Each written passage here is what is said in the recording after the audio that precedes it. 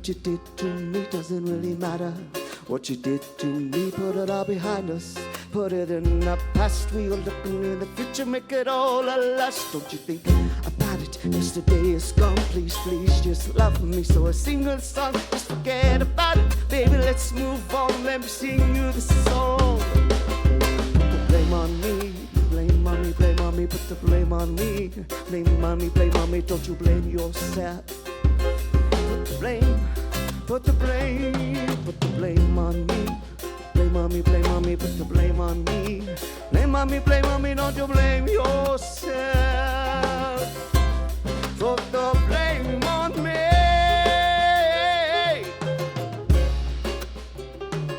Don't you blame yourself. Put the blame on me.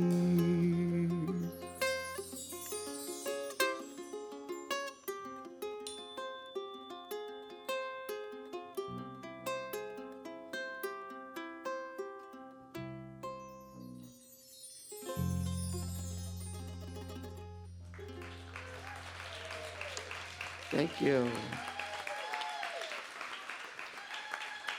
Thank you. Yeah, look out there. Fortunately, it's dark out there while Copal Magic is playing. And yet, I sense people sitting there like this. Seriously. There's a reason you have that name. Wow. So the average person's idea about a good sermon is one that goes over his head and hits his neighbor. But I want you to be very clear that today, this sermon might hit you in the head. And that's not necessarily a bad thing. It's just an important message, and I believe, since it's all one, that it's all God, that every single aspect, piece, particle, experience here is God. Therefore, for our good, for our benefit, for our awakening, for our positive evolution. So this month, gratitude is the key. Finding at least the tiniest spark of gratitude for each event, activity and experience makes the world go around a whole lot more kindly. That means that we find gratitude in everything, no exception. And there is something about gratitude. I have no idea what it is.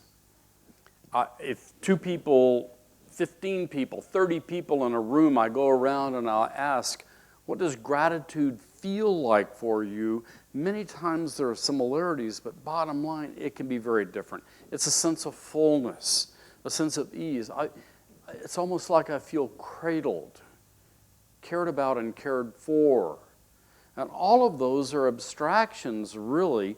What does it feel like for you in your body? And there's something about it. Finding it in every single event, every activity and every experience makes everything better. And it's the every experience that's the hard part.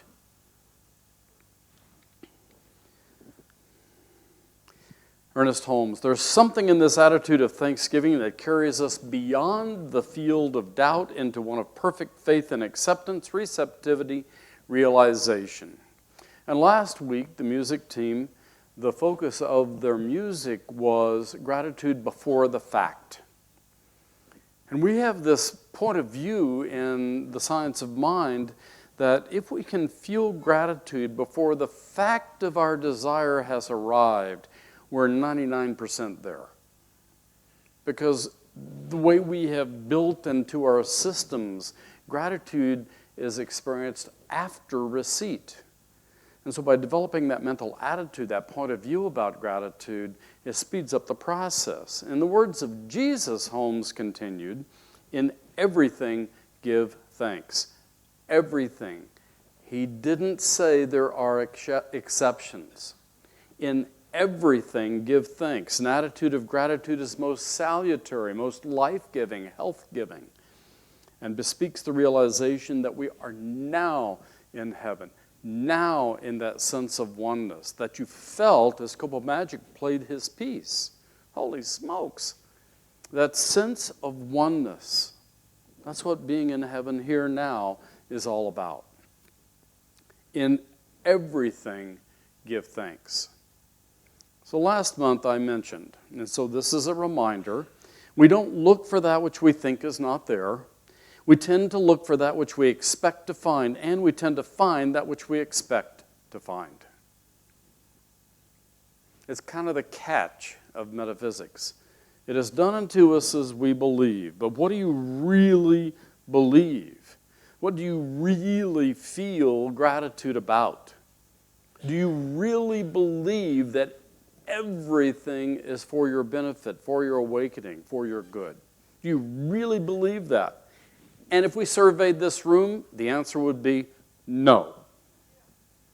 And the reason why the answer is no, because there are some things we just flat don't like. End of story.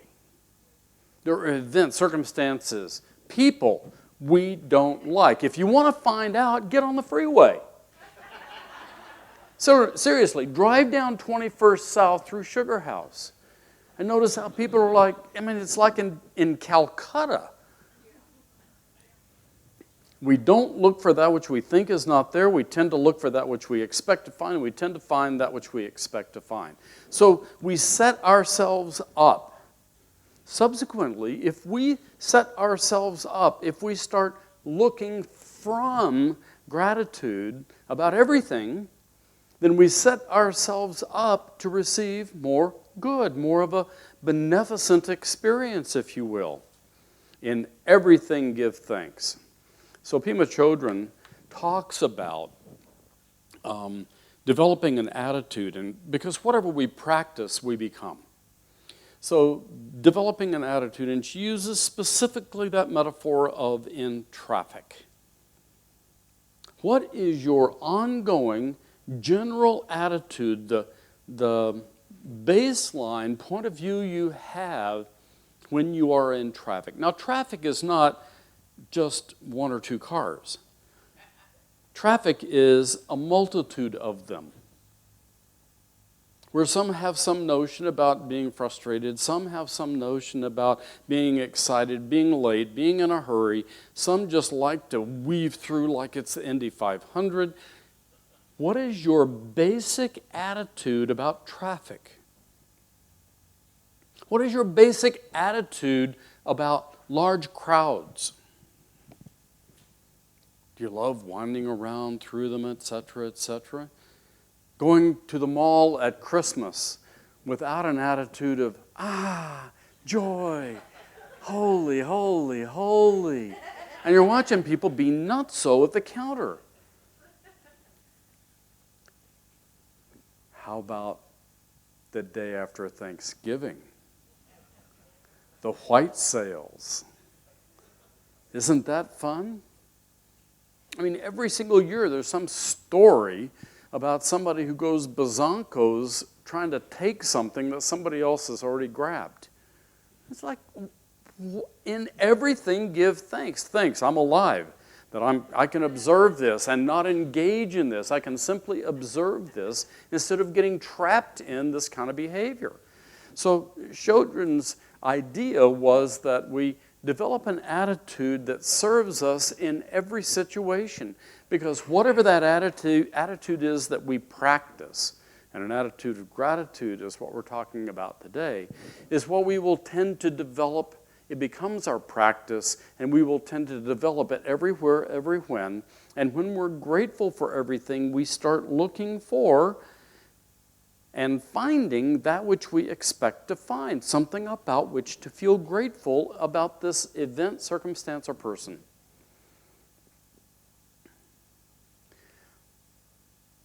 We have people in our lives who are crazy-making. We have circumstances in our lives we don't want. And every single time we put our hand or hands up trying to push that away, instead of saying, wow, what's the gift I'm giving myself in this event, and take 100% total accountability and responsibility for our experience of that exchange, whatever that may happen to be. 100% responsibility, and see all of those things as gifts that we have given ourselves to move us forward in our development and evolution. The more we actually start experiencing gratitude everywhere, which includes every when. In everything, give thanks. Wallace Wattles in The Science of Getting Rich. It is necessary then to cultivate the habit of being grateful for every good thing that comes to you and to give thanks continuously. Now here's the trick. And because all things have contributed to your advancement, you should include all things in your gratitude, not just the easy ones. The hard ones are where we develop. The hard ones are when we start looking for that thing that will help us to feel grateful for the interaction, for the exchange, for the event.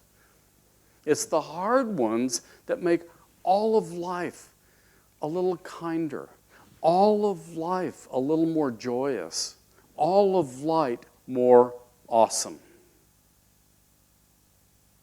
So think about a situation in your life that you absolutely don't feel gratitude about. Some event, some circumstance. It may have happened this morning. You may have wrestled with it all night long. What is that you have given you to help you evolve and develop into a more compassionate and loving human being? What is that? The attitudes of praise and thanksgiving are salutary. They not only lighten the consciousness, lifting it out of sadness and depression, they elevate consciousness to a point of acceptance. And we all know that that which you resist persists. It's always thought it was kind of humorous that it'd be a good idea if we get what we resist, then I'm going to resist wealth. I'm going to resist love. I'm going to resist harmony. I'm going to resist joy. That's kind of crazy sounding, isn't it? But if what we do is lift ourselves with gratitude to a point of acceptance, there is no thing to resist, and there's something that we give ourselves in every single event. Look where you're going, because you will inevitably go where you're looking.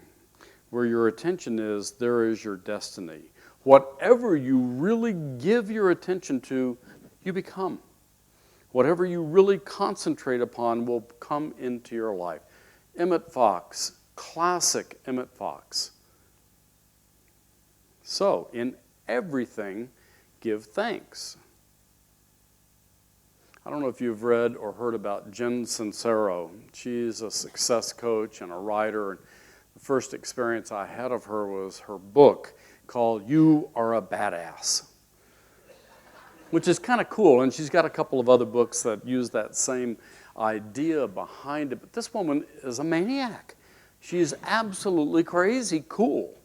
Crazy cool. And so I share with you one of her phrases here toward the end, but I want you to think about this as we go into that particular quotation. How much of this infinite good is ours? How much? All of it. And how much of it may we have to use? As much of it as we embody, and according to Fox, according to Chodron, according to Holmes, according to all metaphysical teachers, that which we embody is because we have practiced it. We have engaged in it. That's what the Spiritual Mind Treatment 2-session series is all about, is developing the embodiment of each of the 5 steps of Spiritual Mind Treatment. As below, so above, the workshop on the 20th, is about that embodiment. The Trance of Wholeness series that we did is about embodiment, the somatic experience, which is redundant, the somatics of embracing. real embodiment. So, here's Sincero. Gratitude is the gateway drug for awesomeness. I love that imagery. A gateway drug is a drug that may or may not be addictive, but what it does is it leans you into more addictive things. Some people believe alcohol and smoking is not addictive of itself. Others believe otherwise. But they're considered, interestingly enough, alcohol is considered a gateway drug because if you drink alcohol, you know you're going to overdose on marijuana, right? Thank you for laughing, because that's one of the most ridiculous things one could think or say. So the gateway drug, gratitude is the gateway drug for awesomeness. And think about that word, awesomeness. Being truly in awe, filled all the time. Looking at life going, wow, cool. Wow. More music like Kobo Magic. Wow. More songs like It's a Beautiful World. More love, more joy. More ease, more peace, more harmony. See, the core roots of all that good already exists within and around each and every one of us. Today, what I want you to really think about is that awesomeness that comes from that discovery, because it does already exist, so start expecting that good in everything that comes to you rather than trying to push it away. Embrace it, accept it, grab onto that puppy. In everything, give thanks. Bless you.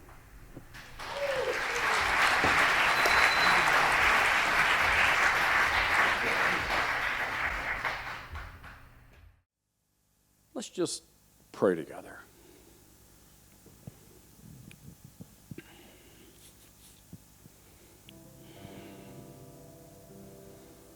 I recall the words of Ernest Holmes.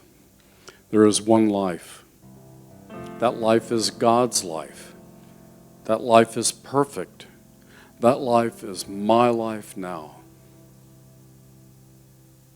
And I know that one life as God's life, as perfect as my life now. And subsequently, in my accepting of this truth, the experience of it even, I know for everyone that one life. I know that life as perfect, whole, complete as is, nothing missing. That life exists in and as everyone. And so I feel the gratitude right now for each of these desires stated. I know that each person awakens to that desire as already realized. So in the simple speaking of it, before you ask, it has already been answered comes to mind as well. So as these individual prayers continue, I speak my word now for this beloved group of people, and indeed for everyone beyond these four walls,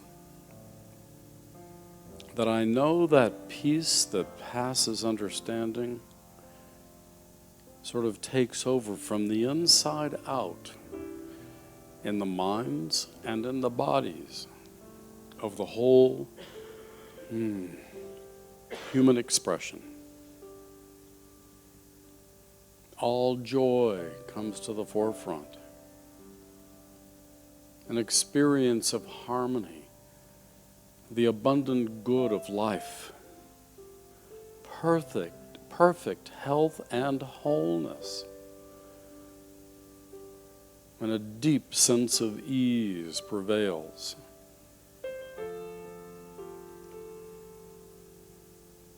Before any asks, that attitude of gratitude comes to mind first, and then the asking becomes a simple statement of truth, a simple statement of fact.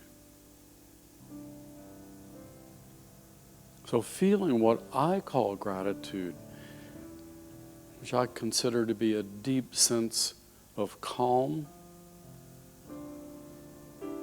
The breath softens, the shoulders drop, the smile forms. So I know this as already done, already so, and just let these words go. In affirmation of this, together, each person here joins everyone else in saying, and so it is.